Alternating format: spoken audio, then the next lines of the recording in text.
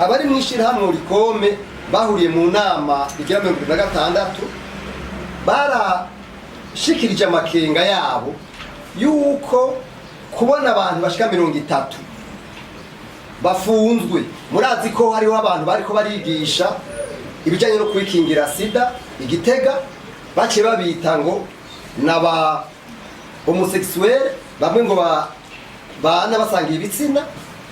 Hanyuma kandi murazi yuko hariho batanu baba haranira kazina muntu nabone bafunzwe. Abo nabone twebwe tukavuga yuko bakwiye gufungurwa.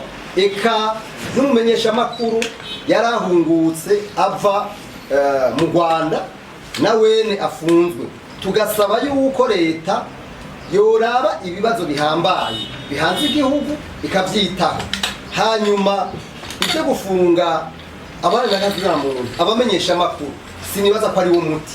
Kira noneho mwese murabizi neza yuko agasho ni cyo twita mu gifaransa exception, mugabo si la règle. Ni ukuvuga ko ari ikintu kiba igihe ibindi bintu byose byananirwa.